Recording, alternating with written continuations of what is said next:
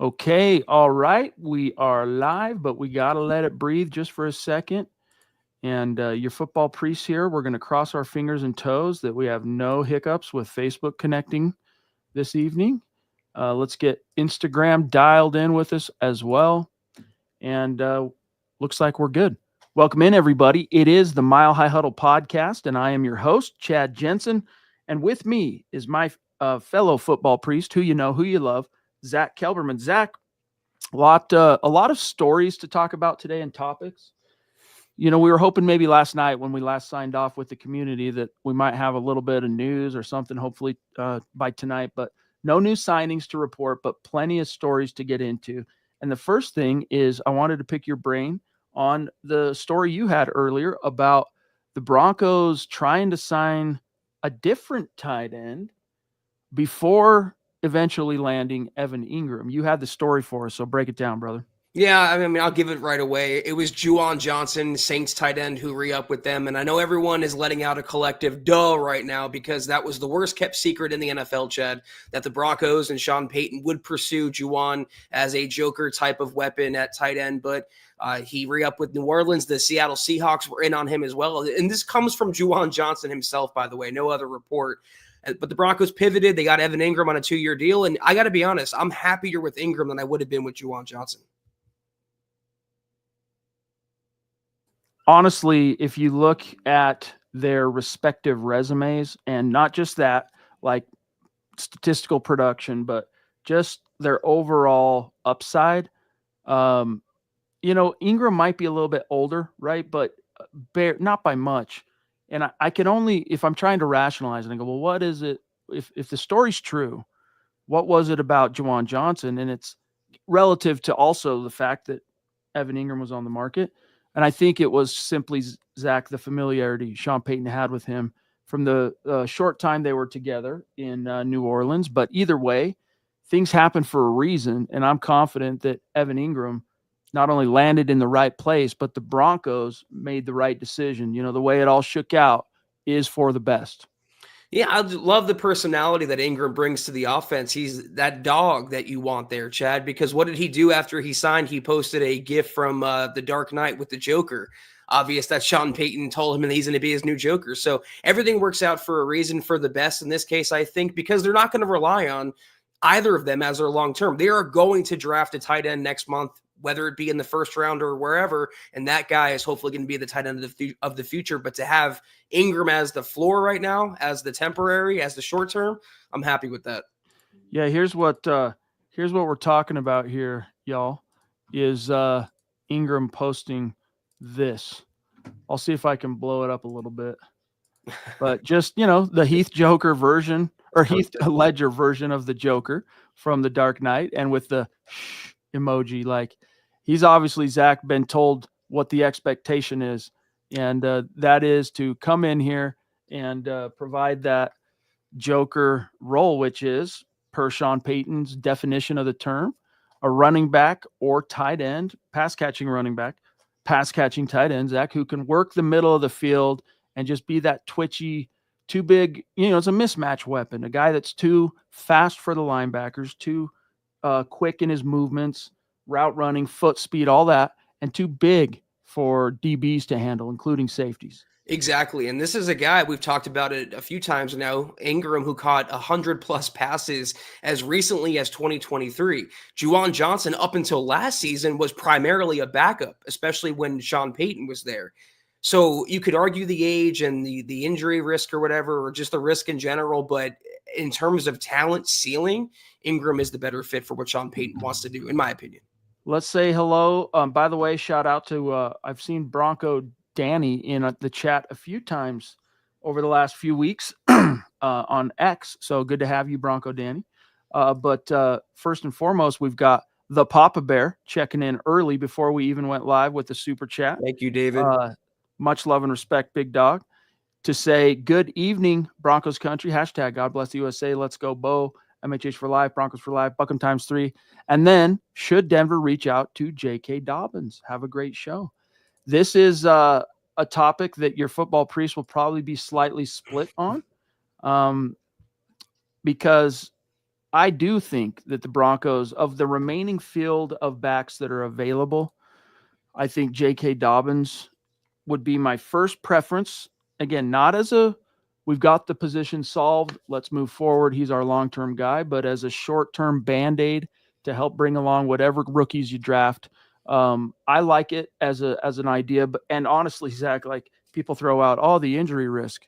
Well, where's your concern over the injury jacket of Talanoa Hufanga, Dre Greenlaw, and even Evan Ingram, right? So do the Broncos need a running back? Yes, they lost their starter. He was a subpar starter at that, I'll grant. Okay, but they lost a guy, Zach, who has any experience whatsoever carrying the water. And look, it seems like their plan, I mean, we can only gauge what they're doing. What are they doing? They're not signing anyone yet. And Zach, we know they talked to all the top running backs at the combine. So it looks like that's their plan, is to bring a guy or two in through the draft ranks. But I just think it would be I got to tell you, David, I think it would be a nice little hedge to have a back like Dobbins. And he's not going to necessarily be that joker, but he can be your Ingram. He can be your guy that can pound the rock when you need to go power. You might be right. We still might be split, Chad. I just wish I had the benefit of hindsight, which obviously we don't. I wish I knew, okay, if they signed J.K. Dobbins, who would they end up drafting? Are they still going to come away with an Amarion Hampton or a Travion Henderson? Or if they sign Dobbins, would they wait a little longer than I prefer they should? I just want them to address that as best as they can. So I'm not completely closed off to the idea, but it wouldn't preclude them, or it better not preclude them from still using a high round pick on a running back. We also have Sam Bam checking in. So good to see you tonight, Sam. my friend. We had a blast having you on the show the other day. Hope you are doing well, big dog. He says, good evening, guys. Go Broncos. Right back at you. And I'm remembering that one of the jerseys that you won, I think it was a Russ jersey, wasn't it, Sam? So we got to figure out how to get you a new upgraded jersey. The profile pic. I'm pretty sure. Don't you think, Zach, that's the top of a Bronco 3 on his YouTube profile pic? It's either Russ or Drew Lock. So yeah, we have to update it, Sam. Yeah, we got to get him updated. So we'll see what we can do on 7. that. It might be Elway, but it looks like a 3. Might be. But anyway, Sam, thank you, buddy. Great to see you tonight. Thank you, Sam. We also have Taylor Christensen checking in. What's up, big dog? So good to see you. He's got an updated, not just that it's the new quarterback, but the new look, right? The new color scheme and design and all that. He's got the blue, what do they call it? The midnight blue, I think is what they called that one. But anyway, Taylor, brother, bona fide super chat superstar, Mount Rushmore. Love you, big dog. He says, hey guys, are any of the receivers in this draft besides Tez worth going in the first or second round? I think tight end or running back should be in the first and second rounds. So maybe not the clearest way to put it, but I don't think you're saying Tez Johnson is worth a first round pick. He's not going to go anywhere close to the first round for what it's worth, Taylor. Even a team like the Broncos that might have like genuine interest. They talked to him formally at the combine. And he's Bo Nix's brother. So they have the inside slant on his pros, cons, all that stuff. He's not going in the first round. He'll be lucky if he goes. Like the best case scenario, I think, Zach, for Tez, after he ran a disappointing 4.540 for his size, disappointing 4.540 at the combine, if he goes and blows it out of the water at Oregon's Pro Day and gets clocked at a time more appropriate to the expectation teams had for him, best case is fourth round. But be that as it may, any of the receivers that he's asking here, Zach, that really have got your fancy? Oh, yeah. I mean, I don't know that I would go wide receiver at 20, but Golden, Tet McMillian, Emeka Egbuka. I can never pronounce that first try, Chad. But yeah, he's my little draft crush as well. If they were to go there, I'm also very intrigued by McMillian, who ran an insane. I don't have the exact number. It was an insane number for his size, 6'4", and the way he's built. But yeah, there's a few wide receiver options, Taylor, in round 1, especially if they want to trade down the Broncos, pick up another couple draft picks and still get another weapon for Bo Nix. I'm pulling up McMillan's draft profile just so that we have that time. So 6'4", 219. Ran a 4.48 at his pro day today. Oh, yeah, because he didn't run at the combine. That's right. He ran a 4.48 today? At 6'5", at a 6'4", 6'5". 6'4", 219, and he's got 10-inch hands with 31.5-inch arms. Very, very, and you know what? There have been a lot of mocks, including from MHH guys. Like I think Nick might have mocked him at least once for sure, but a lot of kind of buzz for a minute there, Zach, that McMillan might fall and be there at 20. I don't think he will be, for what it's worth.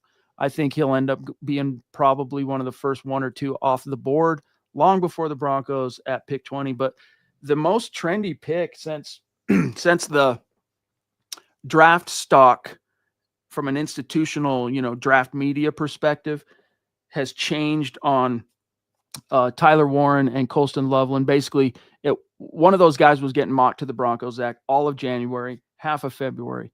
We hit the combine.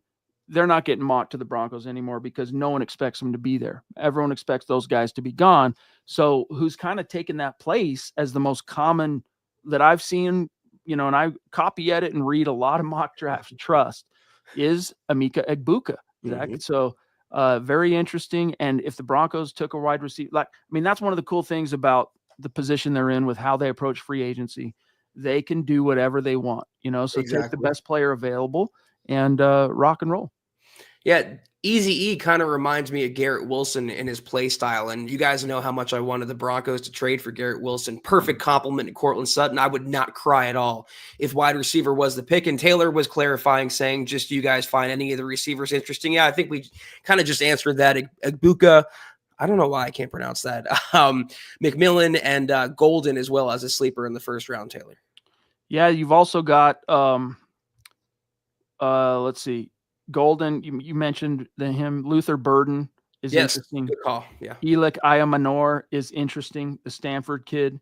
And there was a time, I think, once on the show where I confused him with Egbuka as the receiver who got his on the Heisman Trophy winner. But the Stanford kid is very interesting. But one of my draft crushes hasn't even been mentioned yet, Zach, and that's Jack Besh, who was the Senior Bowl MVP. I got a chance to watch him every single day do his thing for about a week.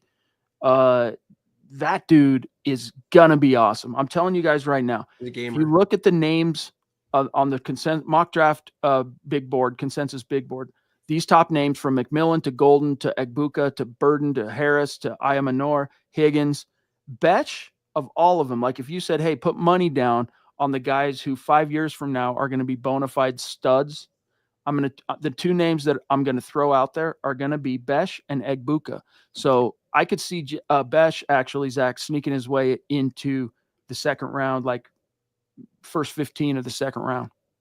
Yeah, great call on both of them. Luther Burden is very intriguing considering what he brings to the table and his skill set. So Taylor, it's kind of an underrated wide receiver class.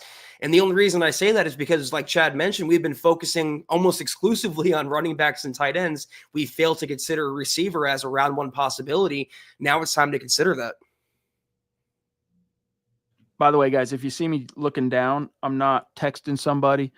Mr. Producer had a thing come up tonight, short notice, that he's not with us. Scott's not in the room. So I have to keep one eye on Facebook to be able to see for sure which ones are the stars that, like the Ronk here, that deserve the attention, like Phil McLaughlin right here. What's up, brother? Tucson Phil in the house saying, good evening, Chad, Zach, and Deacon Scott. Scott will hear this. Says, guys, if at 20, Emenwari, Hampton, and Loveland are all available of that trio, Zach. So the safety, the running back, the tight end. Who are you taking? Hashtag Buckham, MHH for life. Broncos for life. They would all be worthy picks. I wouldn't be upset if either of those players were the selection. I'm going to rule out, though, Emenwari simply because safety is not a necessity right now after signing Hufanga. I know the injury history, but you can wait on that a little bit. You just can't pass up running back and tight end for Bo for a safety. So I'm going to go running back, Chad, if only because you can make the case that Hampton is the RB2 in this class. Some consider him the RB1 over Genty, and I think he'd be the perfect kind of Alvin Kamara for Sean Payton. So I'm going running back in that scenario, Phil. Yeah, I'm with you. Any one of those guys, I would be like clicking my heels. I'd be so stoked. But I think for the value, if Loveland's there, you got to take him. Even though you just brought in Evan Ingram, if for the value, Loveland is a top 15 talent. If you can get him at 20, I don't think that's a gift horse that you look in the mouth. But Tucson Phil, bro, thank you so much. We love you and appreciate you every single night. You find a way, even when Facebook's fiddling with us and they're not either having a hard time connecting or we do connect and it's not sending out notifications. You always find us. And, bro, we appreciate you. And listen, Hampton Zach might be the underdog to supplant Ashton Genty as this class's RB1. We'll find out in due time. But speaking of underdog, guys, you know what time it is. Listen, March Madness, baby. You want to get in on that action, the action of the game itself, plus, being able to watch what's happening, but also having a little bit of a stake in it. And that's where Underdog comes into play. It makes so much more fun watching sports. Underdog is one of the leading sports apps, and you can play now in your state. Ask yourself, do you want to win up to 1,000 times your money? Well, you can with Underdog. And here's how to play. Choose whether a player will go higher or lower on one of their stats like points, assists, rebounds, and more.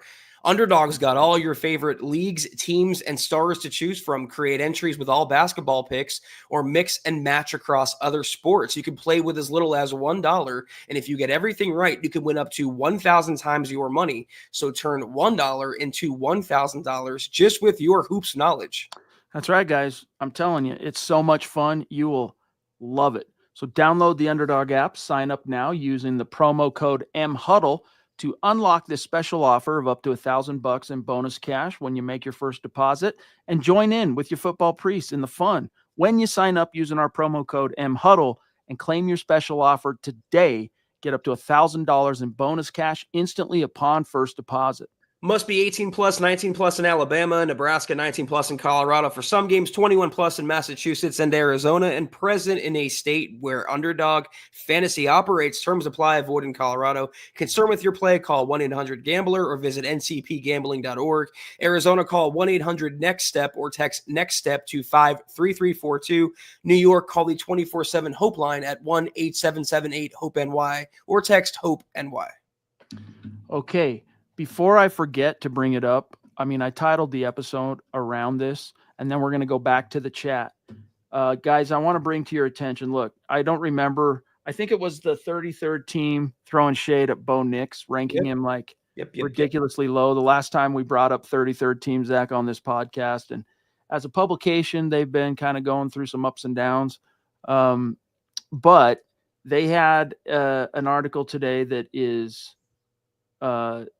right now on MHH, it is killing it. And I think it's worth talking about here because it brings up once again Broncos country's deepest, darkest fears as it relates to this 2025 free agent class.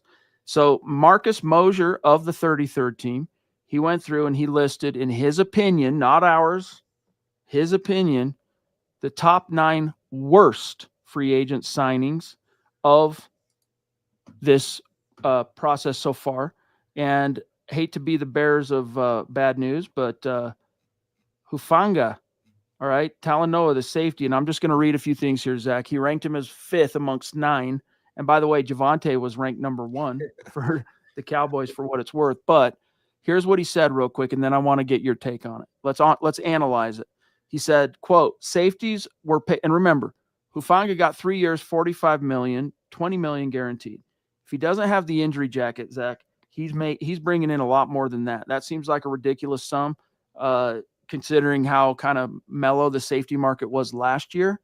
But I'm telling you, his injury jacket is the reason the Broncos got him for basically $20 million guaranteed. So here's what he wrote, quote, safeties were paid left and right in free agency, so it's not surprising that Talanoa Hufanga inked a new deal. After all, he was an all-pro selection during the 2022 season after recording 4 interceptions, 2 forced fumbles, and 2 sacks. However, since that season, Hufanga has played in just 17 games, missing time with serious injuries, including a torn ACL. He's not been durable, and his play style certainly impacts that. Denver wanted to get a more dynamic safety, and Hufanga is a playmaker. Still, he can be exposed in coverage and isn't the most technically sound player. That sounds like jargon For someone who has had as many serious injuries as he's had during the years, 20 million guaranteed sure seems like a lot of cash. The Broncos are betting on his health improving as he ages. That's always a tough bet, but here's to hoping he can stay on the field. Close quote. Zach, your reaction?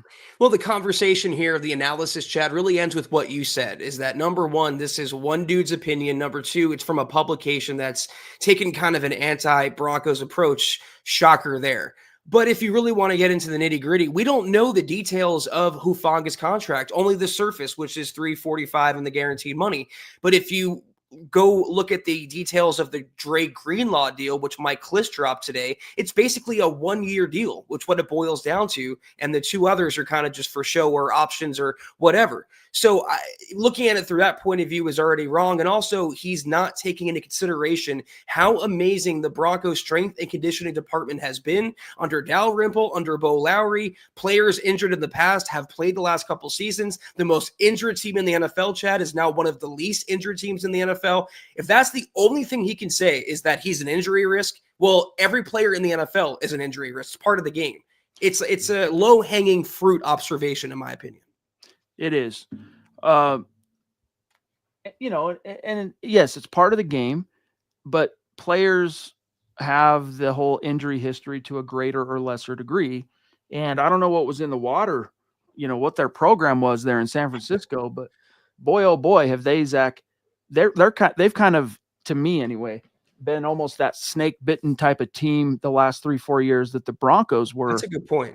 For a stretch. So that's one of the things that calms any anxieties I might have about the Broncos paying some of these guys is, hey, if you are a guy who has had a little injury misfortune, landing in Denver is one of the most fortuitous spots that you could, because of the institution that Sean Payton, Zach, has established since he arrived, including Bo Lowry, and everybody else on staff there. The Broncos, like you mentioned, they went from worst to first in terms of health, the least amount of cap dollars on injured reserve and all that stuff. So that tells me that the Broncos know what they're doing. They feel confident that in their system and in their culture and in their program, I think actually is a better way of putting it. These guys, look, can you guarantee completely that they can avoid the vagaries of the injury bug? No, but they're going to do all the right things to minimize the probabilities of any one of these guys, Zach, suffering a serious injury. So that gives me a lot of confidence, even in the face of concerns like this. And to name him one of the top 9 worst free agent signings, give me a break, dude. That's actually a really good point you brought up that I didn't consider, is how snake-bitten the 49ers were. McCaffrey was hurt. Ayuk was hurt. Deebo Samuel was hurt. Even Nick Bosa, their defensive stud who played with Hufanga, missed 3 games last season. So maybe that was more of a Niners problem. But when you don't even consider or don't even look and do your homework and realize how injury-free, knock wood, the Broncos have been, again, it's just lazy analysis and hating on the Broncos, Chad, for the sake of hating on the Broncos. It's true. Let's see what the chat has to say here on this. You guys give us your thoughts. How concerned are you about Hufanga? And we know that it's hyperbole to list him as one of the 9 worst free agent signings, but for craps and giggles, if you want, here in a second, I can read to you what was said about Javonte. But first, we don't want to keep David Yunkin waiting any longer. Thank you, brother. David, you have become a bona fide Super Chat superstar, consistent every single night, helping us keep the lights on. Thank you, buddy. We have much love and respect for you, and I hope you know that. He says, people have forgotten that ever since Sean Payton became our coach, our players have been healthy. Yeah, I mean, man, before Sean came here, Zach, it was like this player, all the key players, man, end up on injured reserve, and you're going, what the Sam Hill is going on? But Sean had a lot of success keeping his players healthy in New Orleans, and the things he learned there, he brought to Denver, Zach. And I would argue with the personnel hirings they made, both at the executive level and the coaching level, they have even improved on the discoveries and whatnot that Sean Payton had down in New Orleans, keeping the Saints healthy. Exactly. Yeah. Sean Payton deserves credit because he calluses the Broncos. He believes in that, unlike someone like Nathaniel Hackett, who wouldn't even play his starters in a preseason game, would barely practice in training camp. It was like Club Med. Sean Payton, if he could, Chad, he would have 2-a-days. He would have 3-a-days if he could. And that helps build, like I said, callus and immunity physically, but also hiring Dalrymple, hiring Bo Lowry. That's a Sean Payton maneuver. And they all deserve the credit, that triumvirate, for keeping the team healthy. I saw one in here from our friend Keith Brugman on the app, but I'm not seeing him in the chat on our end. So I'm going to, Zach, while I grab this next one, see if you can find Keith Brugman in the chat. Got you. And meanwhile, I want to give a shout to the Black Knight on Twitch. He's come back to the campfire, bro. Hey, listen, we've kept it blazing for you, big dog. And we've been wondering, where's Black Knight 323? And here he is. So good to see you. Hope you're doing well, my friend. He says, if there was a top corner in the first round, could you see Denver taking another top tier corner to pair Zach with PS2? And I'll throw this at you, a few names here that are, the top corner names that are in the first round conversation. Right now, there are exactly 5. That is Travis Hunter, all right, the Heisman winner. Is he going to play corner? Is he going to play receiver? George Payton says he should play both, but then it's Will Johnson of Michigan, Jahdae Barron, of Texas, Siobhan Revel Jr. of East Carolina, or Revel, I think actually is how you say his name. Actually, no, well, it depends. Are you going off their ranking or their projection? Yeah, these are projected first round guys. So Revel, Zach, and then Maxwell Hairston from Kentucky. Those are the 5 guys consistently projected in the first round. And the 3 pretty much lock them in guys are Hunter, Johnson, Barron. Yeah, good to see you, Black Knight. Like Chad said, appreciate you popping through. It's been a while. The short answer to this question, in my opinion, is no. I think we all have short memory and amnesia of how good Riley Moss was performing before that injury. And when he came back, might have been too soon. Tough matchup against T. Higgins in Cincinnati. But I do believe he has cornerback 2 long-term potential. And even if he doesn't, you could still pick up another one later in the draft. To me, it's not a position of need. It's not a priority. And they have good coaching enough on that side of the ball with Jim Leonard, VJ even, and company, where they can coach a 3rd, 4th rounder and make him into, the equivalent production-wise of a 1st, 2nd rounder. Exactly. And again, their free agent haul gave them the prerogative to really stay disciplined to the best player available approach. But again, even when you're able to be as disciplined as possible to that philosophy, Zach, it's still, I'm sorry to break it to you, it's still within the frame of current needs / coming needs. And right now, corner is not really a big issue for the Broncos for like the next 2 years. And so I don't really see that happening in the first round. Doesn't mean they won't bring one in or draft one, that is. But I don't expect them to draft a first round corner. Keith Brugman, there he is. If the Niners take Genty at 11, do you reach out and inquire on a trade for Christian McCaffrey? That's been kind of a popular take since free agency started. Zach, was like Broncos fans once again, for obvious reasons, local kid, son of a legend, all that stuff, and he's a stud, figuring out a way to get him off the Niners' hands, because it's almost like the Niners are doing like some kind of a mini reset type thing. But what's your answer here for Keith? Oh, man, I feel like the injury jacket phrasing when it comes to NFL players has become overblown and cliche, but Christian McCaffrey epitomizes what it means to be injury prone. It's not just 1 year, it's pretty much every year, and they're all major injuries. And I feel like at some point it's going to sap the explosiveness, and he's not going to be that RB1 workhorse superstar like he was early in his career. That's the reason the Panthers traded him, Chad. Let's be honest here. So yeah. I would rather, as good, same thing with Von Miller. I'm not running on nostalgia sentiment. As good as it would be to see another McCaffrey play for the Broncos, it's such a running back deep class. You would draft a guy on a cost-controlled contract. You wouldn't have to inherit CMC's deal. You'd have maybe more upside because he wouldn't be injury prone, and you would be able to hand choose a player that fits Sean Payton's system. Todd Ostendorf in the house with a super chat. Thank you, brother. Thank you, Todd. Appreciate you, Todd. He says, can you picture the Broncos drafting Alabama linebacker Jihad Campbell? Yes, I can. Because they professed at the podium, the Paytons at the combine, their belief that Drew Sanders is a stud and he's going to be a starter and all this stuff. But that's all in potentia. And you got to hedge as a team for the possibility that he just doesn't work out. And Campbell is awesome, dude. I would actually, that's another one of those non-offensive, non-weapon picks that would stoke me out in the first round, Zach, is Jihad Campbell. That kid is awesome. And if you can't get him in the first round, fine, he goes somewhere else. I would be down to like, hopefully, not within reason, but like maneuver a little to get Schlesinger from UCLA. That kid is also an absolute stud in the making. Yeah, I agree that you can't rely on Drew Sanders, but if you didn't sign Dre Greenlaw, this would be a no-brainer possibility for Denver. I think, though, like with cornerback or safety, if there's Loveland on the board or Hampton or whoever, a receiver that you like, I don't know that you would go off ball with that pick, Chad. Thank you again, Todd, my brother.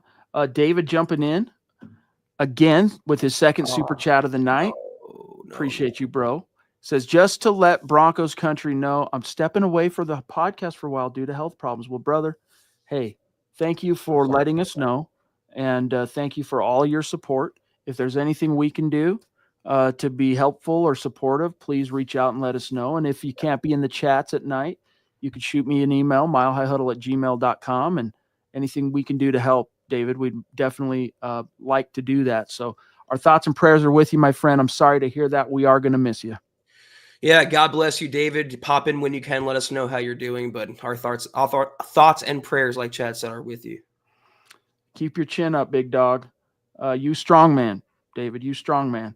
All right, let me. There's a couple other ones I wanted to grab up here, like Glenn Ashley. What's going on, brother? He's like straight up addicted to the mock draft simulators, and I love it, dude. 'Tis the season. We only get a short window of time to do the mock draft. Stuff. So happy to see it, my friend. Great to see you. He says, good morning, Chad and Zach in Broncos country. Is it morning where you are? I guess I've never really asked you where you're from. I don't know. Let us know. Do you think we will have any post-June cap casualties? # state of being. There's a hint. MHH for life.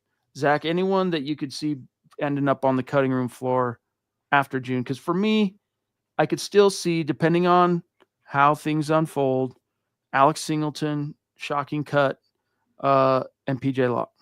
That's what I was going to go with. Yeah, I mean, top of my head, I don't see anyone else. There's definitely more extension candidates, Glenn, than there are, I think, besides Singleton and Locke, release candidates. Who else, though? I don't think anyone is imminent, Chad, besides them two. Yeah. Good question. Thank you, Glenn. Leroy Williams on Facebook. It's also been really cool. I don't know if you've noticed this, Zach, but more and more of the Facebook community and new names coming in through Facebook lately, like the last couple weeks, I'd say, which has been great to see. Leroy jumping in to say, good evening, priests. Mile high salute right back at you. I have mixed feelings about our pick 20. I'm just not sure who I like for the Broncos. My gut is telling me Colston Loveland, but my heart is telling me a big body receiver. But for me, I'm feeling Jihad Campbell to play beside Greenlaw, like a Fred Warner type. Just a thought. And it's kind of, Zach, still on that thread we were on just a moment ago on the super chat from Todd. But Campbell is a really interesting player. If the Broncos landed him, I would be totally stoked. Now, if it's a different football universe and it's not as deep of a running back class, it's not as deep of a tight end class, and you got to prioritize based on that, it might change how I view that, but Campbell would be an amazing addition to the defense, a defense that has already gotten better by leaps and bounds. Since you brought him up, I want to go through that universe where the Broncos do take Jihad Campbell. right after announcing Drew Sanders as a future starter. And I think that would be confirming, Chad, that Sanders is a bust. If you used another or a first-round pick on an off ball and you signed an inside linebacker in free agency, I just don't know. I mean, it's lying season. Maybe they were deceiving us at the combine, but I just can't really see him going inside linebacker in the first round, though I agree with you that he's a fantastic talent.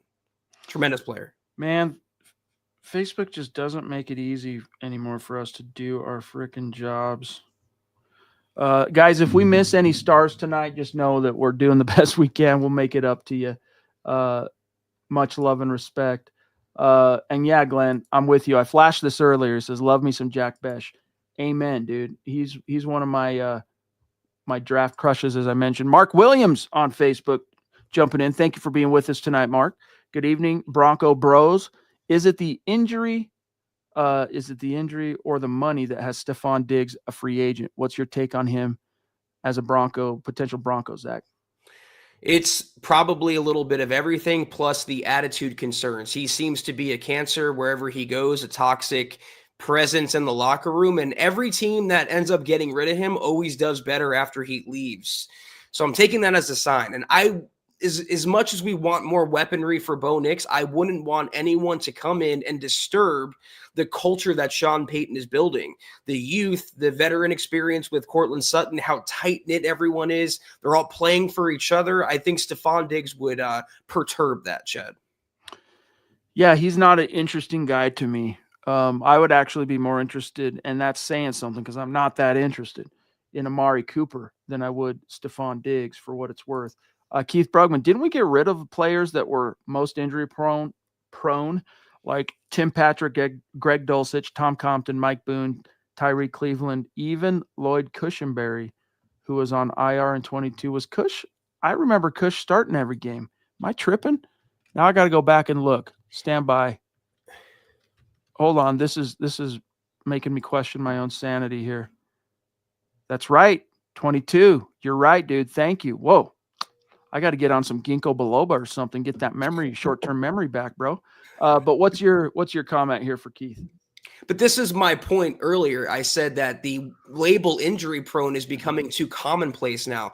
If a player misses a few games, he's labeled injury prone. If he suffers a freak injury and lands on IR for the year, he's labeled injury prone. It is part of the game. And you do make a point that they had injury prone players, but every player gets hurt in the NFL. You have to bring new talent in. You have to gamble. And it's high risk, high reward. But we have to have confidence that the new strength and conditioning department, the training department will keep these players healthy and the Broncos will reap the benefits. That's right. So, by the way, I'm going to grab this from JR Caprone on Facebook. If these players that are injured, so we're talking Hufanga, Greenlaw, Ingrams, etc., end up panning out, not only did the Broncos steal free agency, but also a lot of people owe George Payton an apology. Well said, my friend. And look, they already do.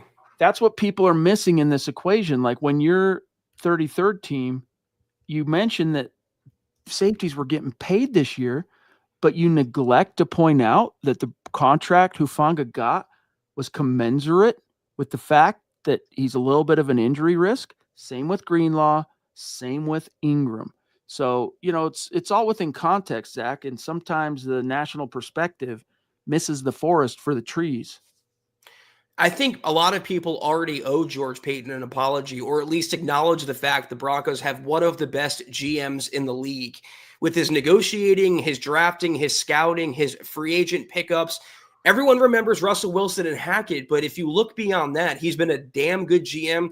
People were freaking out when Evan Ingram left the Broncos facility without a contract. What did George Payton do? He locked him down to a pretty team-friendly deal. Same for Dre Greenlaw, and I'm assuming same for Hufanga as well.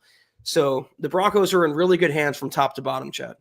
So Glenn, he lives in the future. We're literally communicating with somebody who's in tomorrow. Wrap your brain around that because he's in Melbourne, Australia. I live on the Surf Coast. Really cool, man. I hope to get there very, very soon in the not too distant future with Bridge the Gap. That would be really fun. Maybe if I can make that happen, we can meet up, my friend. Let me grab this from D-Dub jumping in from the tippity top. Thank you so much. Dale, one of our close friends, your ears must have been burning, dude, because Zach and I were just talking about you before we went live. Yes, sir. So legend, Thank you, Dale. legend.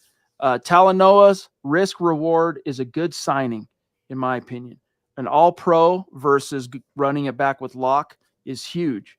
Broncos covering their bases pre-draft. My hope is they trade down to the top of the second round and get 4 day 2 picks. Broncos are in a good spot for falling players and others wanting to trade up. True. That's true, my friend. And that's another trope that has been talked about a lot lately, is especially after seeing what they did in free agency, Zach, prospect of the Broncos, trading back and stockpiling picks. And hey, man, again, with how deep the class is at the positions that we know still need some love and attention, like running back, like tight end depth, defensive line, wide receiver. It'd be nice to have 4 day 2 picks, even if you're foregoing the 5th-year option you get with moving out of the first round. It is intriguing because of how deep the running back class is, the tight end class is, the receiver class is pretty top heavy, defensive line. And you bring up a good point about the safeties with Hufanga now taking over for PJ Locke. Let's also, I talked about George Payton, giving him credit. He signed Brandon Jones. Brandon Jones was one of the best safeties in the league last season, both from the eye test and from the stats. 3-year, $20 million contract, Chad, less than $7 million per. So it's really exciting, the pieces that they're adding. And if they can get more picks to have more darts, George Payton's going to make the most of that, Dale. Thank you again. Love you, Dale, dude. Thank you. Appreciate you, buddy. Lady D also checking in from the top rope. And yes, Zach, we have forgotten up to this point to wish everybody a happy St. Patrick's Day. So thank you, Lady D, for mentioning that, for crying out loud. Great to see you tonight. 2 nights in a row we get to hang out with the Lady D. That's 2 good nights. So thank you. She says, hey, guys, just jumping in to say hi. Injuries or not, we will get our money's worth. I think the Broncos did fine. Super excited for the draft. Happy St. Patrick's Day, MHH for life. I feel confident in the guys, Zach, because not only is it, like I mentioned, you've got the contracts commensurate with the injury risk, but the confidence of going, hey, they landed in the right place. This is a team from a medical sports science, all that nutrition, everything. They're going to have the best possible chance to stay healthy. I don't think the bar is that high either for the signings, Chad. Even if, in knockwood, they don't play all 17 games, is Evan Ingram going to be better and produce better than Adam Troutman? Yes. Is Dre Greenlaw going to be an upgrade on Sternad or Cody Barton? Yes. Is Hufanga going to be an upgrade on PJ Locke? Yes. So I agree with Deanna, and thank you so much, Deanna, as always, every single night. Happy St. Patty's Day to you and your family. I do think they will get their money's worth because they will keep them healthy, and they all fit the system, Chad. That's what's really exciting, both on offense and defense. Indeed. Lady D, thank you so much. So good to see you. And, we appreciate you. Also, I want to grab this from Camden, who has been very consistent of late as a Super Chat superstar, with a question. Guys, do you have a favorite late round receiver or quarterback Broncos could draft rounds 4 through 6? So we already touched on him briefly earlier in the show. My late round receiver is Tez Johnson. And it's not just, the Bo Nix bias. Okay. I watched him for 3 days straight plying his trade at the Senior Bowl practices. And I'm telling you, he's smaller, but he reminds me a lot of Emmanuel Sanders. And that he could hit the ground running, showing up with his bro in Denver, who's got a year on him. I could see him being, like one of the 6th round picks if he's still there. Maybe a 5th round pick. Isn't it the 5th? We don't have a 5th. We got up to the 4th, no 5th, 3, 6.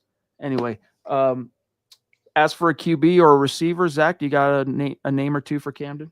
I feel like we've touched on a lot of receivers in the draft, but we talk about them fairly quite a bit because the Broncos are in the market for a 3rd developmental quarterback. Riley Leonard, the Notre Dame kid, that's a guy that you keep an eye on. And Dylan Gabriel, if only because of the Oregon connection, having 2 Ducks on the roster for Sean Payton and Mold, I think you can keep an eye on those 2, Camden, in the later rounds. And you know what? Of all the teams or scheme that Dylan Gabriel could perhaps thrive in with the smaller size, and he doesn't exactly have a howitzer. He's a southpaw, and I watched it in person at the Senior Bowl. He's accurate, and the ball gets where it needs to go, but he has to kind of use more of his brain in the sense that he has to be more anticipatory. He can't just rifle it in there.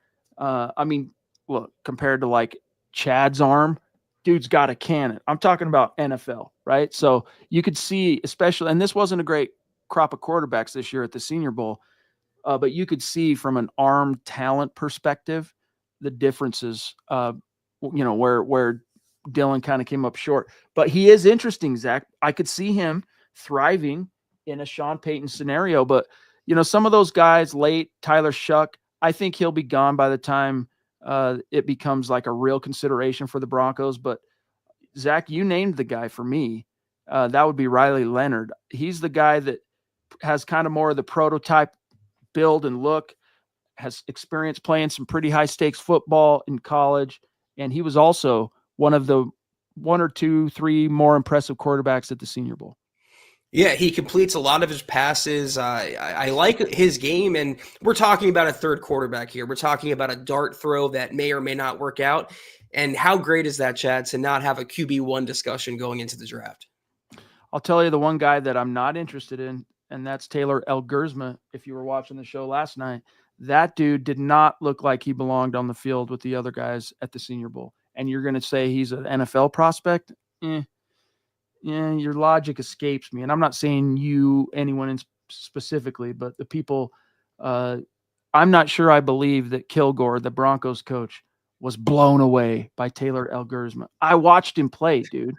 I mean, unless something massive changed between end of January and a couple days ago, I have just a hard time believing that. Where are we at? We're at 46 minutes. Okay.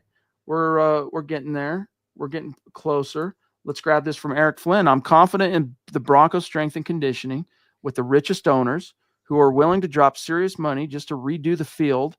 With only a couple games left, we'll definitely be willing to bring in the best of the best trainers if they don't already have them in the building. Well, that's the good news, Eric. They already do have them in the building. The Broncos have become one of the best at this, at the sports science, player health, player wellness. So they're all landing in the right spot, Zach. And I mentioned earlier, the Broncos are set in good hands from top to bottom. That includes the Walton Penner ownership group. No reason or no coincidence the Broncos have been better because they've been stable from the very top of the chain. And with Greg Penner, it's like, you need a new field. Okay, here's $100 million. You want locker rooms? Here's $400 million. They've stopped at nothing to make the Broncos a better product. And that also trickles down to their sports science department, like Chad talked about. Todd jumping in again with the second super chat. Thank you, bro. I mean, we know how hard we work for the dollars we earn. We know you guys work just as hard, if not harder. And so to throw down a buck or two as a super chat to us, it's a genuine badge of honor and privilege, and we are very grateful. Thanks, pal. What receivers would you consider at 20? Good question. We've spent a little bit of time on this tonight, but let's circle back for Todd here, Zach. Basically, McMillan, I mean, any of the top guys, if they're there at 20, exactly. McMillan, Golden, Egbuka, Burden, those are the guys I'm considering if they're there at 20. Burden will be there. Egbuka will probably be there. Golden, the closer we get to the draft, Zach, the less I believe McMillan will be there. But I'm not really panicking because I'm actually trying to get Jack Besh in the second round. That's what I'm doing. Yeah, I mean, I agree with you. I'll be satisfied with any of those four. But for the sake of conversation, I'll give you my preferences. It'd be either T-Mac or Double E. They would look so good in a Broncos uniform, Chad. No doubt. And again, Todd, thank you, big dog. But consider this guy's kind of the 2-minute warning here. D-Dub jumping in again. Thank you so much, Love it. Oh, dude, Dale, I wish you could have been there at the combine to listen to talk to Trevion and listen to him talk. We're talking here the Ohio State running back, one of the two. The other one is Judkins and Trevion. But Dale, dude, thank you so much for the second super also. And we know how hard you work, big dog. He says Trevion is the apple of Peyton's eye, in my opinion. If there was any way we could get Caleb Johnson or Omarion Hampton plus Trevion and then the top wide receiver or tight end at picks 3 and 4, woo! That would be an offensive haul. Appreciate the MHH crew. Thanks, Chad and Zach. Yes, indeed. Yeah, dude. Henderson is the truth. And I think if you're looking at pure Joker upside, guys, unfortunately, if you're basing it on Joker upside, you got to kind of remove Hampton from that equation. Doesn't mean you don't take him if he falls in your lap or whatever, but the two guys at the top of the class, Zach, that ooze the Joker traits are Genty and Henderson. And Genty likely to be long gone. Henderson, though, Zach, could be there at 20. And some people will say, you never draft a running back in the first round. But, dude, you're at 20. And he's a stud, dude. And he's really smart. He's got excellent football character. And you can see that just from talking to him. Or even just standing in a room observing him speak. He's a guy that has a football character, I can promise you. You're right on this, Dale. Resonates with coaches like Sean Payton. Yeah, anyone who tries to bring that argument, not draft a running back in the first round, just show them Jahmyr Gibbs and the Lions' success the last couple of years. Case closed. This would definitely, Dale, fix the offensive woes, at least in the backfield. And I'm glad, Chad and Dale, that Trevion's getting the love lately that he deserves. I've been screaming his name from the rooftops as my biggest draft crush. I think he's going to rise up the boards. People talk about him still as a day 2 pick. I think when it's all said and done, he'll go in the back half of the first round. If the Broncos were to pull the trigger at 20, I would not hate it. He reminds me a lot of Jamal Charles, and we all saw how good Charles was all those years in the AFC West. By the way, Todd, nobody gets overshadowed in this community.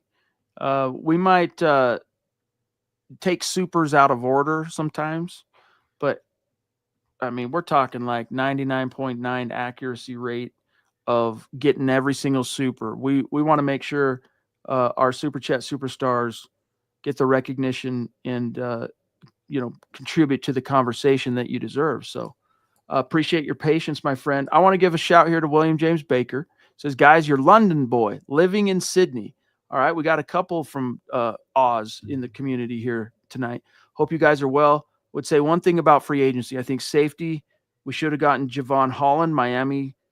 But besides this, I think it was good all around. Just need to trade back, get some picks this year, and one next year. What do you think, Zach? I want to just see something. Okay, so Holland got a 3-year, $45 million deal from the Giants, $30 million guaranteed. So he got more guaranteed than Hufanga got total, Chad. Let me try to say that again at least. Yeah. So he got the same amount of money. But comparably, though, for the system, I don't know that you'd want Javon Holland. If anyone remembers his time in Miami when Vic Fangio was the defensive coordinator, there was a whole social media spat where he told Fangio to kick rocks, and he posted a video of him literally kicking rocks. Sean Payton and Vic Fangio happen to be fairly close still as coaches, as a brotherhood. So maybe that played into it. I just don't know if you want to go back to the Dolphins. Well, I liked him and all, but the more I read about Hufanga, Chad, for the money and the upside, the playmaker talents that he brings, I think they made the right choice. I do too. And Saints fan, I'm trying to find you here again. I see your persistence. Let's get you, because you've been a super supporter in the past, and you're a Saints fan hanging out in a Broncos chat. We'll give you some props, big dog.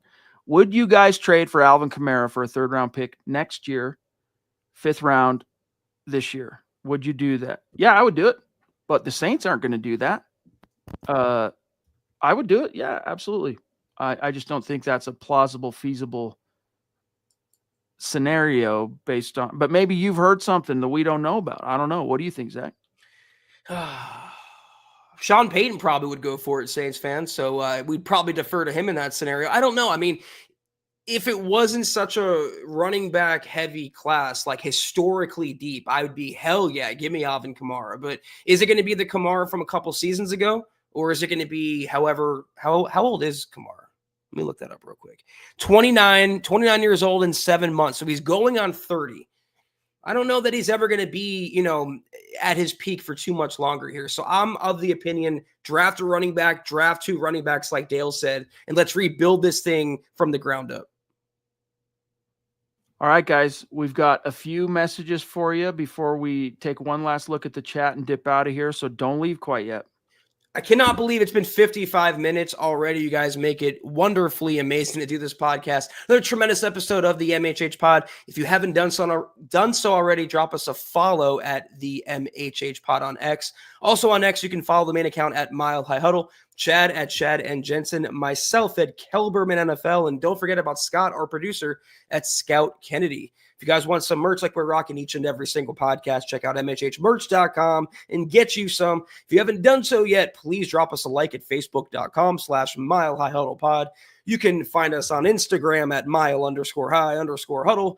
If you're listening on Spotify or Apple Podcasts, make sure you're leaving your football priest a 5-star review for a chance to win some merch each and every single month. But if anything, y'all, please subscribe, like, and share this video and every video you see on the MHH channel. It really helps us grow and reach more Broncos fans just like you.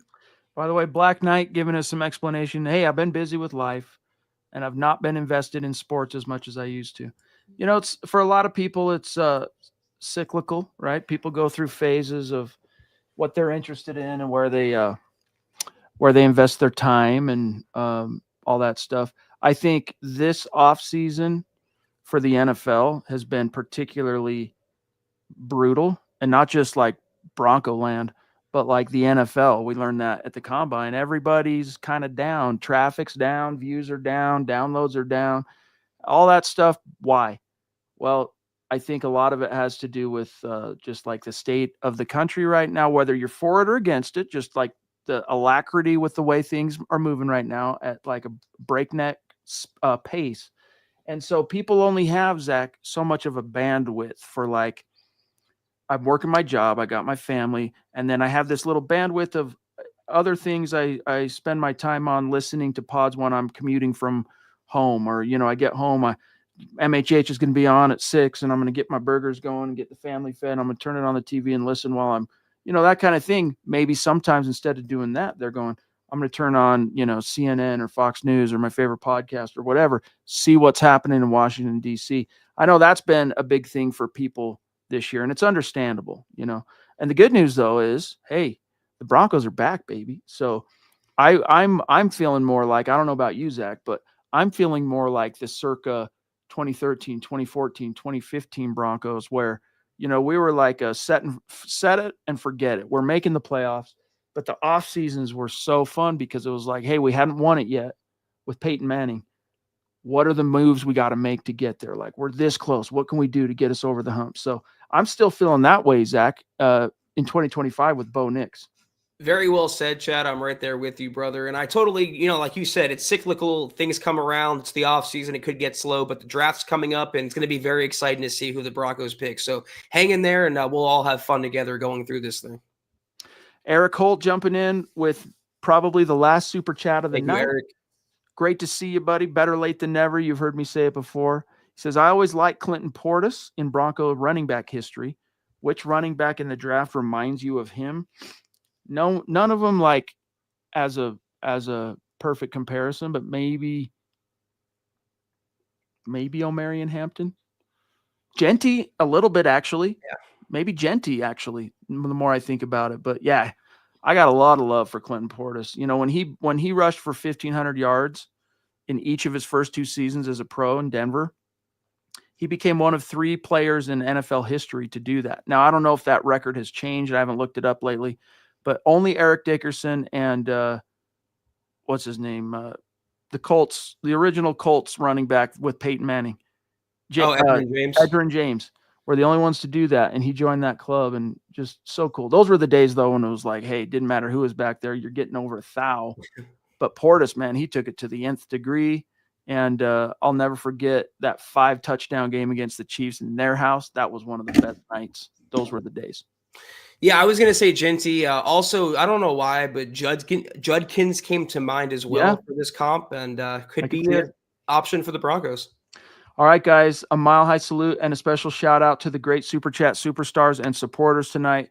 Facebook, listen, if you threw down stars and we missed you, or you're not what I read here, you don't get mentioned, forgive us. We don't have Scott with us to dot the I's, cross the T's, and ensure absolutely nothing. Stream gets missed. StreamYard makes it easy for us to ensure supers don't get missed, but they don't have the same feature yet, unfortunately, for stars. So we got to have an extra set of eyes on Facebook, just helping you understand it. So if I missed your name, forgive us and let us know in the next stream and we'll make it up to you. But shouts to the Papa Bear, to Sam Bam, Taylor Christensen, The Ronk, David Youngkin. Again, David, hope you'll whatever's going on, you got our support, buddy. Let us know if we can help. Phil McLaughlin, Todd Ostendorf, D Dub, multiple top rope supers. The Lady D, 2 nights in a row, top rope supers. Eric Flynn, Eric Holt, or The Ronk. I'm giving him double shouts here at the end. Great show tonight, Chad and Zach on the Mile High Huddle podcast. Go Bo Broncos. Love you guys. Zach and I, we're off till Thursday, but can't wait to see you then. Have a great start to your week. We will see you Thursday night to catch you up on all the latest Broncos news. Take care, and as always, go Broncos.